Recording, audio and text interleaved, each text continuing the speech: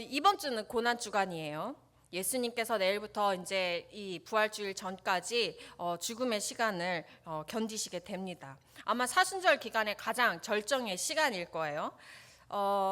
이 예수님께서 십자가에서 달리셔서 돌아가시기 전에 이제 이번 주 무슨 일이냐면, 아까 목사님께서 종려주일이라는 말씀을 하셨어요. 왜 종려주일이냐면 예수님께서 예루살렘에 입성을 하시는데 사람들이 엄청 환영을 했어요.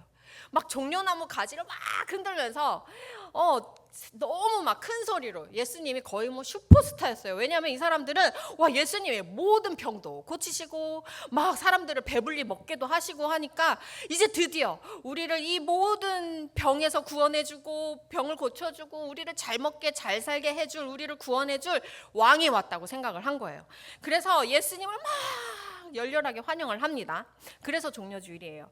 근데 며칠 안 돼서 예수님께서 로마 병정들에게 잡히시더니 갑자기 막 매를 맞으시고 십자가에 못 박혀서 매달리시게 됩니다. 그래서 금요일날 예수님이 십자가에서 매달려 돌아가세요. 그 십자가에서 마지막으로 뱉으신 말씀이 7가지 말씀을 하셨는데 그게 가상칠언이라고 합니다. 뭐라고요? 가상칠언의 한자어예요. 좀 어렵지만 다시 한번 뭐라고 한다고요? 7가지 말씀을 가상칠언이라고 합니다. 아마 이 예수님께서 마지막 돌아가시기 전에 하셨던 7가지 말씀이 아마도 예수님께서 이 땅에 오셨던 목적, 이유, 이런 것들을 가장 압축해서 말씀하셨던 것이기 때문에 굉장히 이 구원 역사에서 가장 중요한 메시지를 담고 있는 말씀이기도 해요. 그래서 오늘은 이 7가지를 다 살펴볼 겁니다. 제가 준비하면서 예수님 이렇게 말씀을 많이 하셨지 이러면서 준비를 했어요. 한번 첫 번째 말씀부터 한번 보겠습니다. 첫 번째 예수님이 뭐라고 말씀하셨냐? 1번, 자, 한번 같이 읽겠습니다. 아버지 저들을, 시작. 아버지 저들을 사하여 주옵소서. 자기들이 하는 것을 알지 못함이니이다 하시고, 네, 예수님께서 뭐라고 하셨냐면 저들을 사하여 주세요. 저 사람들이 지금 자기들이 하는 일을 알지 못하고 있습니다 라고 하셨어요. 예수님께서 십자가에서 매달려서 뱉으신 첫 마디가 뭐냐면 용서의 말씀이에요. 저는 이 부분이 예수님께서 이 땅에 오신 목적을 잘 말해주고 있는 부분이라고 생각합니다. 예수님께서 이 땅에 오신 이유는 바로 우리의 죄를 용서하시고 구원의 길을 만들어주시기 위하심이었어요. 생각해보세요. 누가 나를 이제 살점이 다 뜯기도록 때렸어요. 채찍질을 했어요. 거기를 또 때려요. 그리고서는 십자가에 못을 박아서 매달았는데 어느 누가 하나님 저 사람 용서해 주세요 라고 기도할 수 있겠어요? 만약에 저라면 하나님 저 사람들 하는 얘기 들으셨죠? 저 사람들 하는지 보셨죠? 지금 당장 벼락을 내려서 저 사람을 죽여주세요. 그리고 저 사람 온 가족을 쫄딱 망하게 해주세요 하면서 제가 할 수 있는 모든 저주, 모든 욕을 다 쏟아 부을 것 같아요. 그렇지 않아요? 근데 예수님께서 십자가에서 달려 돌아가시던 그때에 입을 떼고 하신 첫 마디는 기도예요. 네, 용서해달라는 기도를 하셨어요. 하나님한테 저 사람들의 죄를 용서해달라고 기도를 하는데 뭐라고 기도를 하시냐면 저 사람들이 모르고 짓는 죄입니다. 그러니까 용서해 주세요 라고 부탁을 하세요. 알고 짓는 죄랑 모르고 짓는 죄랑 같을까요? 틀릴까요? 틀려요. 적어도 모르고 짓는 죄는 고의성은 없어요. 그죠? 그러면 모르고 짓는 죄가 아닐까요? 죄예요. 모르고 짓는 죄도 죄예요. 네, 죄가 없는 게 아니에요. 죄가 있는 거예요. 근데 몰라서 지은 죄니까 용서해 줄 수 있지 않을까요? 그런 여지가 좀 있지 않을까요? 그렇다면 사람들은, 예수님을 죽이고 있던 사람들은 뭘 모르고 있었을까요? 예수님이 구원자라는 걸 몰랐어요. 그죠? 예수님이 왕이시라는 거, 하나님이 보내주신 독생자 예수 그리스도라는 거, 우리의 죄를 용서해 주시기 위해 오셨다는 그분이라는 걸 몰랐어요. 그래서 이 사람들은, 이 로마 병정들은 평소에 자신들이 흉악범들을 처형하듯이 예수님을 처형하고 있는 거예요. 근데 자신들이 처형하고 있는 이 예수님이 죄가 하나도 없다라는 것도 몰랐고, 그리고 자신들이 죽이고 있는 게 하나님이라는 것도 몰랐어요. 근데 예수님이 메시아라는 걸, 구세주라는 거를 몰랐다는 거를 로마 병정들만 몰랐을까요? 아니에요. 사실은 우리도 몰라요. 우리도 마찬가지예요. 우리도 예수님을 거부합니다. 생명까지 바치신 예수님의 그 십자가의 사랑을 거부하면서 그게 얼마나 큰 죄인지도 사실 우리는 잘 몰라요. 그러면서 무지했다고, 잘 몰랐다고, 그런다고 해서 죄가 없어지는 건 아닙니다. 하지만 예수님께서 하나님께 간곡하게 부탁하시는 거는 얘들이 모르니까 용서해 주세요, 연약한 존재니까 용서해 주세요라고 기도를 해주시는 거예요. 진짜 구원의 길을 열어주시려고 십자가에서까지 진짜 마지막까지 애를 쓰고 계시는 겁니다. 복음이라는 게 뭘까요? 복음이라는 게 뭐냐면, 복음이라는 거는 바로 하나님이 원수된 우리를 예수 그리스도를 통해서 용서해 주시는 거예요. 에베소서 2장 16절의 말씀이 있습니다. 한번 같이 보시겠습니다. 에베소서 2장 16절 말씀 한번 읽어볼게요. 또 십자가로 시작. 또 십자가로 이 둘을 한 몸으로 하나님과 화목되게 하려 하심이라. 원수된 것을 십자가로 소멸하시고. 맞습니다. 그래서 예수님께서 이 기도를 하셨기 때문에 하나님이 우리의 무지함을 연약함으로 덮어주세요.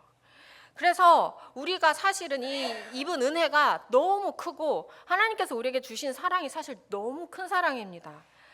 우리가 그런 은혜를, 그런 은총을 입은 사람들이에요.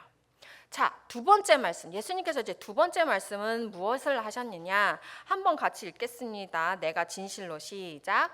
내가 진실로 내게 이르노니 오늘 네가 나와 함께 낙원에 있으리라. 네, 누가복음 23장 43절 말씀이에요. 이게 앞뒤로 좀 더 긴데 제가 조금 예수님이 말씀하신 부분만 뽑은 거예요. 예수님께서 뭐라고 말씀하셨냐면, 오늘 네가 나와 함께 낙원에 있으리라. 이게 무슨 말씀이에요? 무슨 말씀이냐면, 예수님이 십자가에 달려 돌아가셨을 때 양옆에 강도들이 같이 십자가에 매달렸어요.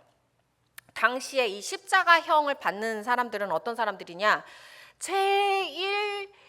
아주 제일 큰 죄를 지은 사람들, 제일 흉악한 범죄를 지은 사람들이 십자가에 매달려서 형을 받았거든요.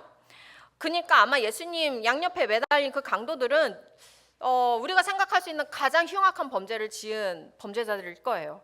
그리고 예수님께서 그 사이에서 같이 십자가형을 받으셨다는 거는 예수님이 그들과 같은 취급을 받았다는 얘기예요. 그래서 예수님이 누구보다도 가장 흉악한 죄인으로서 죄인의 모습으로 벌을 받고 계시는 모습입니다. 십자가에 매달려 있을 당시에 이 두 강도가 예수님을 막 욕하고 비난했어요. 막 조롱하고 그랬어요.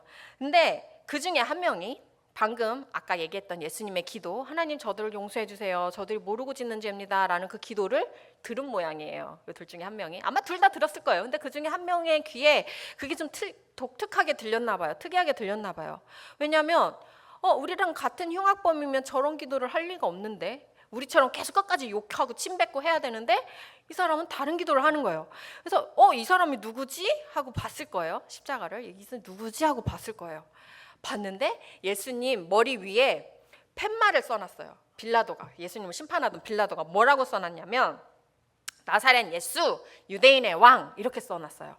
이게 이제 누군가는 최초로 쓰여진 복음이다 이렇게 얘기를 하는데, 유대인의 왕, 나사렛 예수 이렇게 써 있으니까 이 강도가 자기가 어렸을 때부터 아주 귀에 못 박히게 듣던 얘기가 하나 생각났을 거예요. 뭐냐면, 이 유대인들은 평생, 태어나자마자 평생 듣는 얘기가 뭐냐면, 우리를 구원해 줄 메시아가 올 거야, 이 얘기를 계속 듣거든요.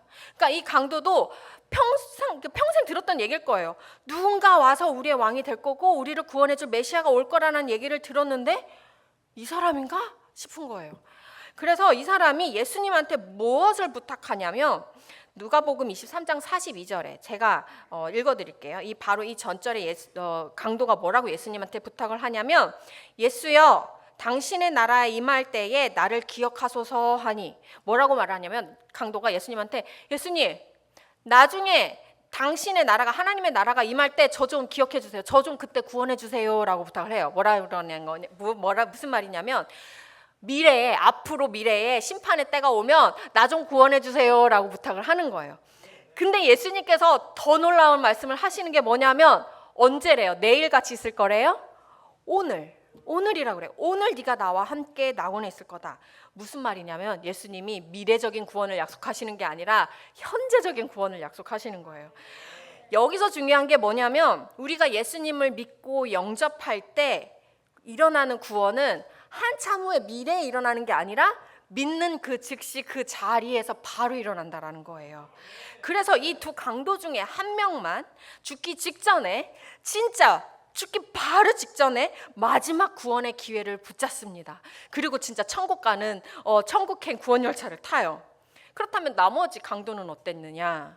나머지 강도는 끝까지 예수님을 영접하지 않았어요. 그래서 구원을 얻지 못합니다.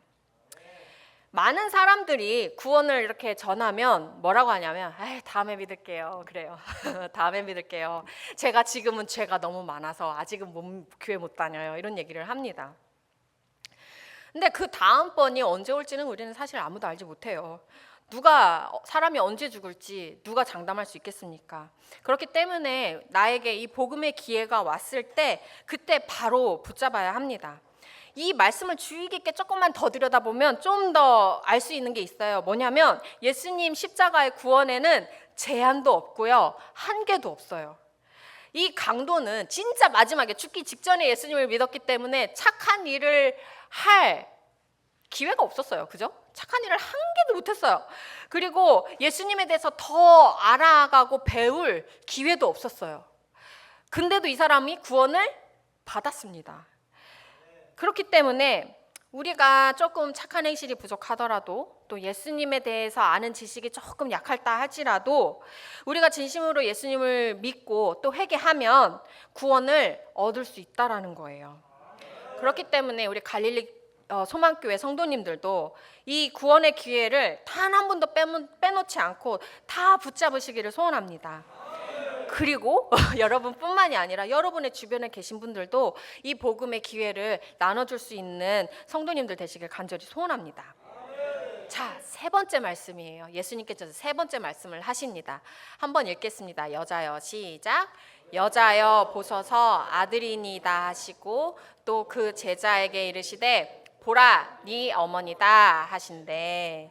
자, 여기서 예수님, 저 어릴 때 그래서 예수님이 어머니한테 여자요 이렇게 부르니까 되게 버르장머리 없는 거 아니에요? 이랬는데, 이게 원어로 보면 여자를 굉장히 극존칭해서 부르는 말을 이제 한국어로 번역하니까 이렇게 된 거래요. 그래서 굉장히 존중하면서 예수님께서 어머니를 이렇게 부르시는 거예요.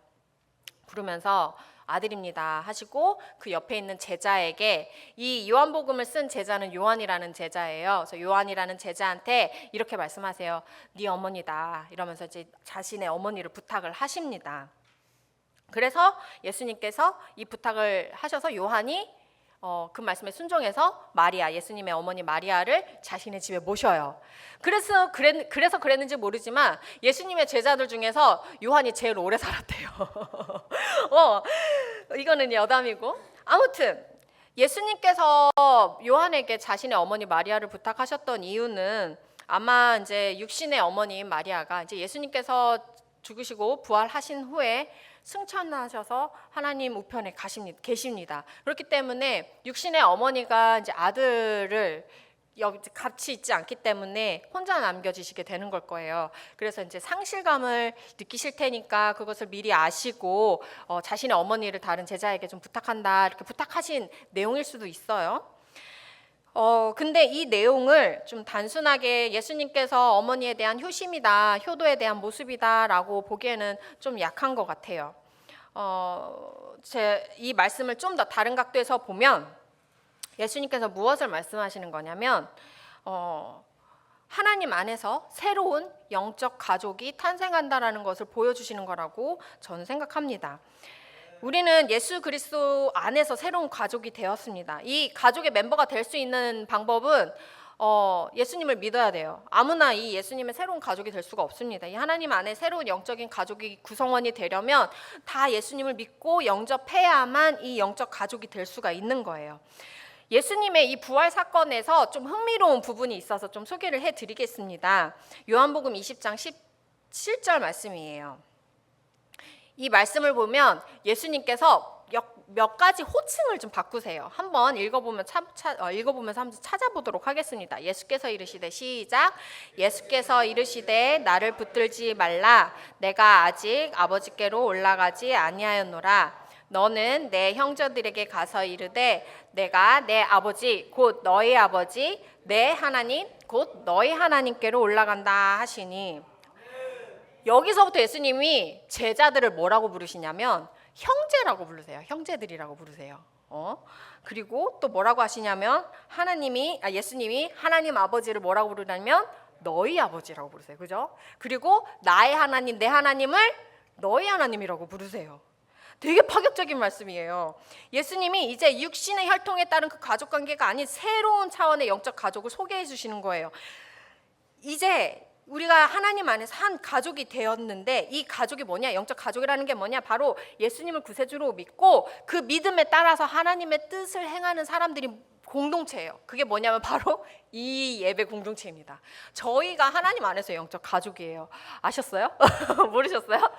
저희가 영적 가족입니다. 이 영적 가족이 육신의 가족과 다른 게 뭐냐면, 육신의 가족은 죽으면 헤어져요. 영원히 헤어져요. 예, 다시 만나지 못합니다. 근데 이 영적인 가족은 천국 가서도 계속 보는 사람 사이예요, 저희가. 그래서 지금부터 잘하셔야 돼요. 서로를 더 섬기고 더 아껴주고 더 예수님의 사랑을 서로에게 보여주면서 섬기고 그렇게 소중히 여겨야 할 거예요. 그죠? 이 예배 공동체가 어떤 가족이냐면, 하나님께서 우리와 이제 계속 함께 하실 거예요. 그죠? 임마누엘 하나님이 우리의 인생길에서 계속 하실 건데, 하나님만 함께 하시는 게 아니라 이 영적 공동체도 함께 하라고 주신 거예요. 그렇기 때문에 저희 이 예배 공동체가 굉장히 소중하고 굉장히 의미 있는 공동체입니다. 예수님의 사랑을 더 밝히 보여줄 수 있는 우리 예배 공동체가 되길 바랍니다. 자, 네 번째 말씀이에요. 이제 딱 중간에 왔어요. 네 번째 말씀 같이 보겠습니다. 나의 하나님, 시작. 나의 하나님, 나의 하나님, 어찌하여 나를 버리셨나이까. 아멘. 마태복음 27장 46절 말씀입니다.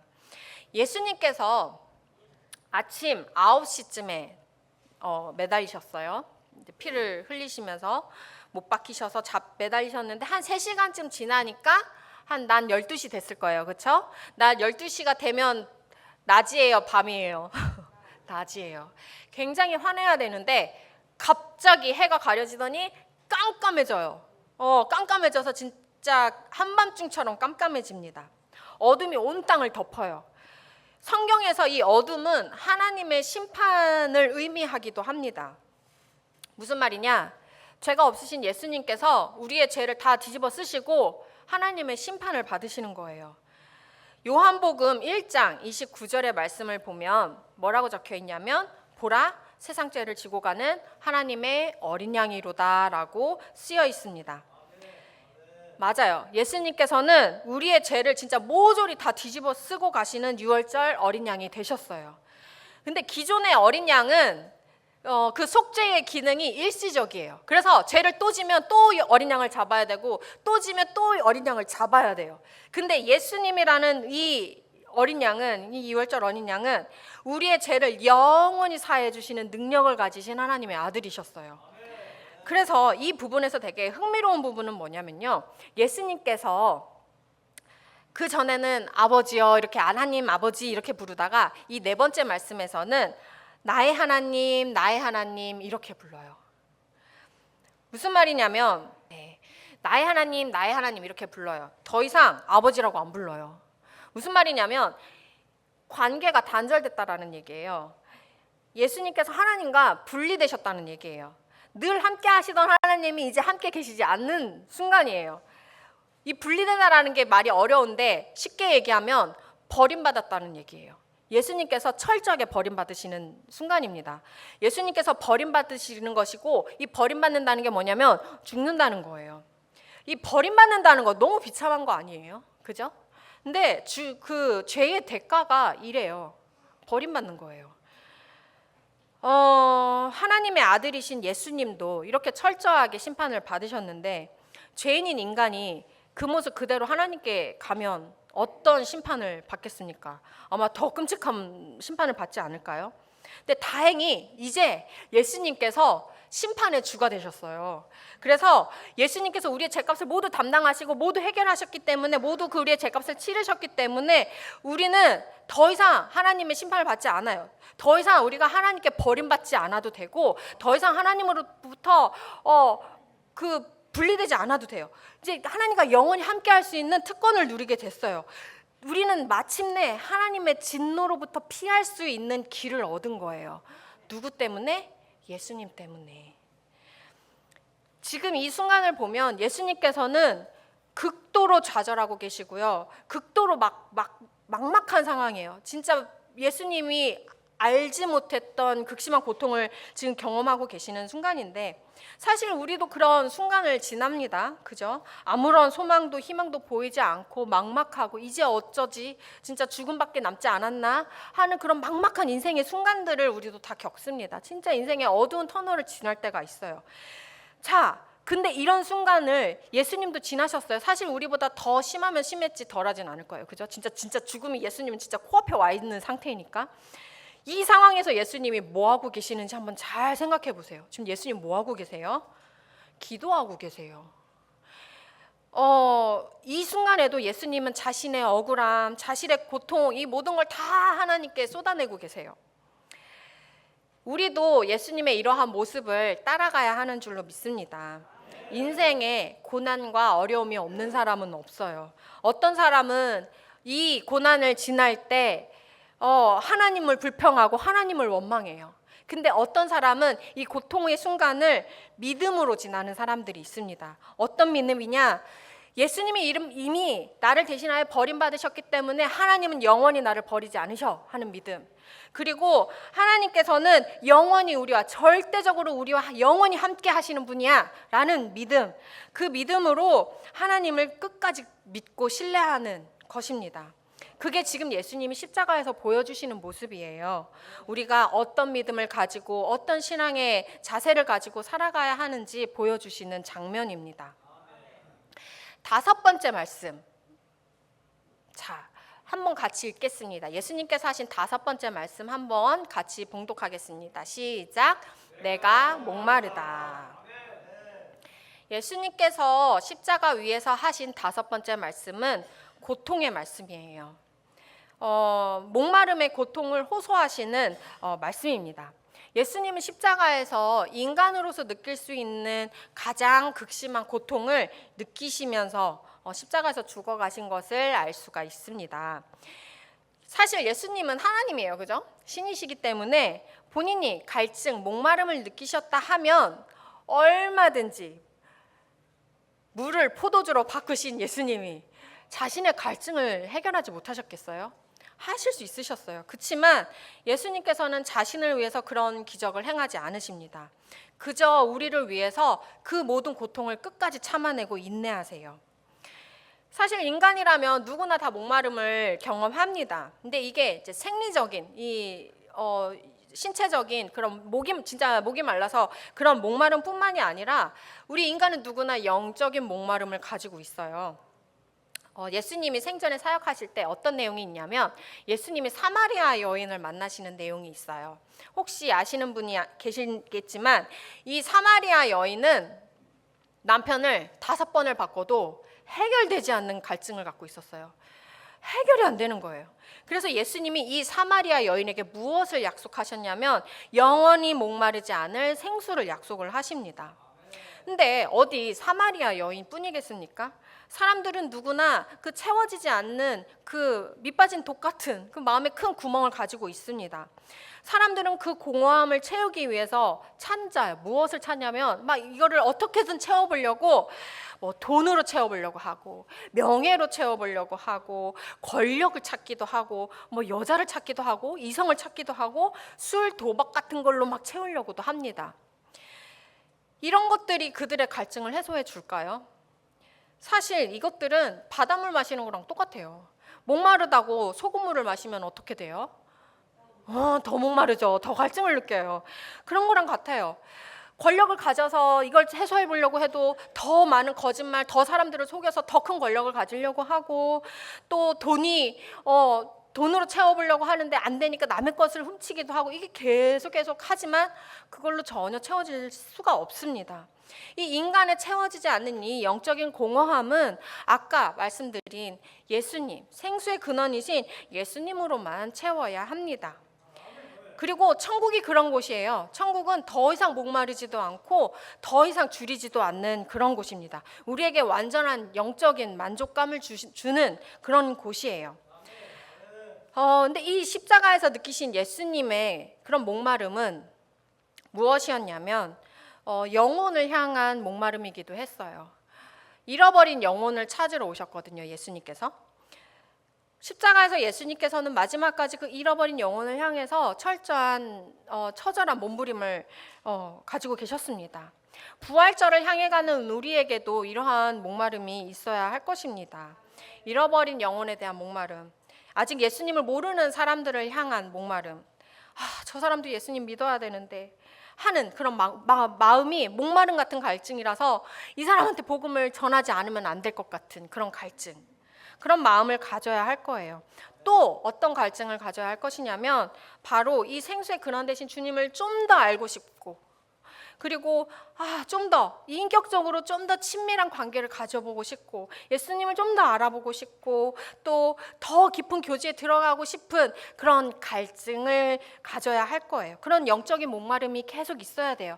그래서 그런 것들로 늘 하나님을 찾게 되고, 하나님 더 찾게 되고, 더 기도하러 나가게 되고, 예배를 더 사모하게 되고, 그래서 그런 자신의 영적인 목마름을 예수님으로부터 넘쳐 흐르는 그 은혜의 생수로 보급받고, 그런 영적으로 또 무럭무럭 자라는 그런 우리의 영적 목마름이 또 있어야 되는 줄로 믿습니다. 그래서 우리가 결국엔 그렇게 해서 성령 충만한 삶으로 이끌림을 받아서 살아야 될 것입니다. 자, 이제 6번째 말씀이에요. 여섯 번째 말씀은 이제 목마름을 느끼셨던 예수님께서 오늘 아까 읽었던 성경 본문의 말씀인데 한번 읽겠습니다. 다 시작. 다 이루었다. 아멘. 예수님께서 십자가에서 하신 6번째 말씀은 승리의 말씀이에요. 어떤 승리의 말씀이냐? 구원의 사역을 다 이루었다 하는 승리의 말씀입니다. 하나님의 계획, 하나님께서 이 땅에서 이루고자 하셨던 그 인류를 향한 구원하시고자 했던 그 하나님의 구원 계획이 다 성취되었다, 다 완성되었다라는 그런 선포입니다. 인간이 더 이상 죄와 사망에서 신음하지 않고 자유함을 입게 되었다는 승리의 선포입니다. 그리고 예수님께서 말씀하신 이 다 이루었다라는 말씀은 구원이 완성되었다라는 거예요. 그래서 또 다른 구원이 필요가 없고요, 또 다른 권세가 필요 없습니다. 이 예수님께서 다 이루었다라고 하셨던 그 헬라어를 보면, 그 말씀을 헬라어로 보면 테텔레스타이라고 해요. 이 테텔레스타이라는 게 무슨 말이냐면, 당시에 종들이 주인이 시키셨던 모든 일을 제가 다 했습니다. 모든 일을 시키신 모든 일을 제가 다 완성했습니다라고 보고 드릴 때 했던 말이래요. 그렇기 때문에 예수님께서 하나님이 부탁하셨던 그 구원 사역의 모든 일을 제가 다 이뤘습니다라고 말씀드리는 거랑 같은 내용이에요. 만약에 그림이 깜깜한 방에 있으면 그게 무슨 그림인지 저희는 알기 어려워요. 그죠? 무슨 색으로 칠해졌고 저게 어떤 형태이고 무슨 의미인지 저희가 알 수가 없습니다. 근데 그 그림에다가 빛을 비추면 이게 이런 색으로 돼 있었구나, 이런 모양이구나, 그래서 이 그림은 이런 뜻이구나 라고 이해할 수 있게 돼요. 그죠? 예수님이 그런 역할이셨어요. 그동안 구약 성경에서는 계속 예수님 오시기 전까지는 구원이 뭐다, 구원이 어떤 것이다 이렇게 예언으로 계속 희미하게 보여지다가 예수님이 구원을 완성하시는 순간 빛이 비친 거예요. 이게 구원이구나 하고 보여주신 겁니다. 근데 이 구원이라는 게 예수님께서 다 이루셨기 때문에 사실 더 이상 뭐 할 게 없어요. 이미 완성이에요. 근데 우리가 해야 될 딱 한 가지가 있어요. 그게 뭐냐면 바로 믿어야 돼요. 예수님께서 나를 위해서 돌아가셨다는 것, 그리고 그것을 내가 믿고 또 믿음으로 고백하고 받아들여야 되는 거예요. 이게 왜 필요하냐면 이 구원이라는 게 하나님의 선물이라서 그래요. 이게 하나님이 강요라서 너 이거 받아 해서 너 이거 꼭 가져야 돼 이런 게 아니라 선물로 주셨어요. 자, 선물로 주는데 나 그거 싫어요 하면 줄 수가 있어요, 없어요? 못 줘요. 그리고 그 선물 이거 별거 아니야, 그래서 값어치 몰라서 이렇게 가볍게 여기는 사람한테 그 선물 줄 수 있어요, 없어요? 없는 거예요. 그렇기 때문에 이것은 하나님의 선물이기 때문에 아무리 하나님의 은혜가 강물처럼 흘러 넘친다 해도 거부하는 사람한테는 줄 수 있는 방법이 없는 거예요. 자, 그러면 그 선물을 끝까지 거부하는 사람들은 어떻게 되느냐? 결국에 자기 죄 가운데 죽고 하나님의 심판을 받게 됩니다. 그렇기 때문에 이 심판을 거절하고 거부하는 사람은 진짜 자기 인생의 가장 귀중한 찬스, 가장 귀중한 선물을 거부하는 것, 그 축복을 차버리는 것과 마찬가지예요. 이 부활절을 맞이해서 갈릴리 소망교회 성도님들은 진짜 한 분도 빠짐없이 마음을 열고 예수님을 영접해서 이 귀한 축복을, 이 귀한 선물을 다 받아 누리시는 성도님들 되시길 간절히 축복합니다. 아멘. 드디어 마지막 말씀이에요. 예수님이 십자가에서 정말 많은 말씀을 하셨어요. 7번째 말씀 한번 같이 읽겠습니다. 시작. 아버지, 내 영혼을 아버지 손에 부탁하나이다. 아멘. 예수님께서 진짜 마지막 숨을 거두시기 직전까지 진짜 우리에게 하시는 그 기도의, 용서의 기도의 말씀을 뱉으시고 사랑의 말씀을 하시고 마지막으로 하시는 말씀이 아버지, 내 영혼을 아버지 손에 부탁하나이다. 아까는 하나님 아버지에서 아버지를 빼고 하나님만 부르다가 마지막이 되니까 하나님 아버지를 다시 불러요. 그죠? 무슨 말이냐면 다시 관계가 회복된 거예요. 왜냐하면 예수님께서 다 이루셨기 때문이에요. 이 기도를 보면 우리가 알 수 있는 게 좀 몇 가지가 있습니다. 예수님이 이 기도를 하셨던 이유가 뭐냐? 예수님께서 돌아가시고 나면 그게 끝이 아니라는 거예요. 뭐냐? 뭐가 남아있어요? 영혼이 남아있어요. 그죠? 죽어서 끝이 아니에요. 영혼이 남아있고 또 아버지 손에 부탁한다는 걸 보니까 하나님 나라가 있는 거예요. 그죠? 그리고 영생도 있어요. 이게 굉장히 많은 힌트를 주고 계시는데 예수님은 이 기도를 하시고 예수님은 죽음에 죽으시지만 예수님의 영혼은 하나님 아버지랑 같이 있다가 이제 부활절 아침에 그 영혼이 예수님의 죽었던 몸과 다시 합해서 다시 부활을 하시는 거거든요. 그래서 이 땅에서 우리가 죽어서 끝이 아니라는 거예요. 우리의 영혼은 계속 있어요. 그래서 그게 하나님 나라에 갈 수도 있고 심판을 받을 수도 있는 거예요. 천국도 있고 지옥도 있어요. 영원한 삶이라는 게 있는 거예요. 그렇기 때문에 이 말씀에서 우리가 되게 귀담아 들어야 할 게 뭐냐면 우리가 이 땅에서 잘 먹고 잘 사는 거 중요하죠. 이 땅에서 아프지 않고 건강하게 사는 것도 너무너무 중요해요. 근데 더 중요한 게 뭐냐면 죽음 이후의 삶을 준비해야 된다라는 거예요. 사실 여기에서 삶보다 죽어서의 삶이 사실 더 중요해요. 왜냐하면 천국에서의 삶은 영원하기 때문이에요.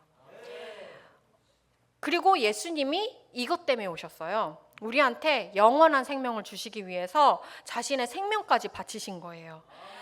그리고 여기서 진짜 놀라운 사실은 뭐냐면 예수님께서 죽음을 이기시고 부활하셨다는 사실입니다. 그 무슨 말이냐면 예수님이 죽음도 이기신다는 거예요. 그리고 죽음보다 이기시기 때문에 그 강하신 주님만 의지하면 우리는 결국에 안전하다는 말이거든요. 그렇기 때문에 이것을 우리가 교회에서 뭐라고 하냐면 한번 따라해 보실래요? 천국에 대한 확신. 네, 이 천국에 대한 확신이라고 부릅니다. 이 천국에 대한 확신은 우리에게 굉장히 엄청난 평화를 가져다 줘요. 왜냐하면 죽음이 두렵지 않기 때문이에요. 신앙의 선배들을 보면 이런 간증을 하신 분들이 정말 무수하게 많습니다. 실제로 저희 어머니 얘기를 자꾸 해서 죄송한데 저희 어머니도 임종하실 때 더 살고 싶다고 막 우시거나 슬퍼하시거나 뭐 더 살게 해달라고 애걸복걸하는 기도하지 않으셨어요. 오히려 저한테 뭐라고 하셨냐면 난 천국 갈 준비 끝났어. 나 빨리 천국 가고 싶어 라고 하시면서 되게 기대에 찬 목소리를 제가 기억합니다. 그래서 어머니께서 항암이니 수술이니 그런 치료 같은 걸 다 거부하시고 그런 말씀을 되게 당차게 하셨던 걸 보면 저희 어머니는 진짜 천국까지 믿음으로 굉장히 당당하게 걸어가셨어요. 근데 되게 신기하지 않아요? 이런 거? 죽음 이후에 그 영생에 대한 확신과 담대함은 정말 특별한 거예요. 예수님을 믿는 사람만 가질 수 있는 거예요. 그리고 예수님을 믿는 사람에게만 주신 하나님의 놀라우신 축복입니다. 우리가 이 사실을 깨닫고 이 천국에 대한 확신을 깨닫고 가지고 천국 소망 안에서 날마다 예수 이름으로 승리할 수 있는 여러분들이 되시기를 간절히 소원합니다. 전에 사순절에 대한 말씀을 드리면서 제가 사순절은 예수님의 십자가의 길을 묵상하는 기간이라고 말씀을 드렸습니다. 특별히 이 고난주간은 예수님의 십자가를 더 집중적으로 묵상하는 거예요. 근데 제가 이번 설교를 준비하면서 느꼈던 거는 예수님이 여러 가지 말씀을 하셔서 왜 이렇게 말을 많이 하신 거야? 나 너무 어려워. 막 이러면서 힘들어하긴 했지만 이 십자가를 묵상하면 묵상할수록 이게 깊이가 끝이 없어요. 이 넓이가 끝이 없어요. 너무 큰 거예요. 왜냐하면 이 십자가 속에 우리를 향한 하나님의 사랑, 하나님의 뜻, 하나님의 계획이 다 들어가 있어요. 그렇기 때문에 우리가 십자가를 생각하면 정말 낮아지고 겸손해질 수밖에 없습니다. 왜냐하면 우리 죄가 얼마나 크면 얼마나 크길래 하나님의 아들이신 예수님까지 죽었어야 됐을까? 생각해보면 진짜 겸손해질 수밖에 없어요. 그죠? 그리고 동시에 우리가 뭐 그렇게 대단해서 우리가 얼마나 귀하고 우리가 얼마나 소중하면 하나님께서 그 아들 독생자 예수 그리스도를 우리에게 주시면서까지 우리를 구원하시려고 하셨을까? 생각해보면 하나님이 참 우리를 너무 사랑하셨구나, 우리를 정말 귀하게 보셨구나 라는 것도 알 수가 있습니다. 우리를 향한 하나님의 사랑과 계획, 또 하나님의 뜻과 그 공의를 제대로 다 알기 위해서는 우리가 날마다 십자가에 가까이 가야 하는 줄로 믿습니다. 그 십자가 가까이 나아가서 우리를 십자가 앞에 비추어 보아 하나님의 뜻을, 하나님의 사랑과 계획을 알아갈 수 있어야 할 것입니다.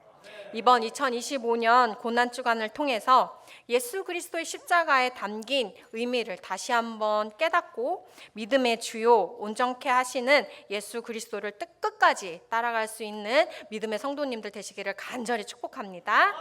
아멘.